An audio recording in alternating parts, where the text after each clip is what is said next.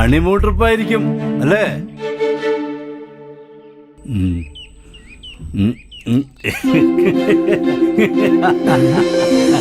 എന്തായാലും രണ്ടാളും ആരോടും പറയാതെ പണി പറ്റിച്ചു. അച്ഛന് സന്തോഷായി മോളെ. അച്ഛാ, എന്തായാലും നിങ്ങൾക്ക് എന്നോടൊന്ന് പറയായിരുന്നു. അച്ഛൻ എന്നോട് ക്ഷമിക്കണം.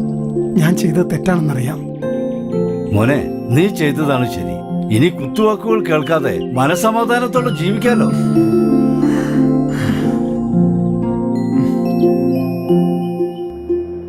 അല്ല വിനീൻ അനുസരിച്ചല്ലേ നിൽക്കുന്നേ? എവിടെ അതൊന്ന് സൈഡാക്കി സൈഡാക്കി അങ്ങോട്ട് നോക്കിയോ കിട്ടിയത്.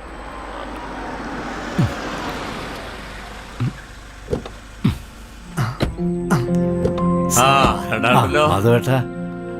എന്താ പറയാ, രണ്ടാൾക്ക് സുഖല്ലേ? എന്താ പോവല, സന്തോഷായില്ലേ? ബന്ധുക്കളൊന്നുമില്ലാതെ കല്യാണം നടന്നതിന് വിഷമുണ്ട്. ഗോപാല, മരണത്തിന്റെ വക്കിൽ നിന്നാണ് ഈ വിനയനെ നമ്മൾ ജീവിതത്തിലേക്ക് തിരിച്ചു കൊണ്ടുവന്നത് അല്ലേ? എങ്ങനെ നന്ദി പറയണമെന്ന് അറിയില്ല.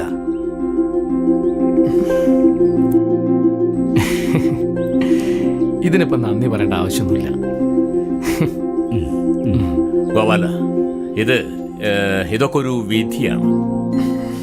ആ വിധി പോലെ നടക്കുന്നു, അത്രയേ ഉള്ളൂ. അതെ അഞ്ജലി, ഇപ്പോ മോൾ ഒരു കുടുംബിനിയാണ് അല്ലേ? ഇനി ഒരു കുഞ്ഞൊക്കെ ജനിക്കുമ്പോ എല്ലാവരെയും പിണക്കൊക്കെ മാറും. അപ്പൊ പിന്നെ സന്തോഷമായിട്ട് ജീവിക്കാം അല്ലേ? അല്ല പോണ്ടേ, പിന്നെ നേരെ മടിക്കുന്നു പറയുന്നു. ഓ, അത് മറന്നു.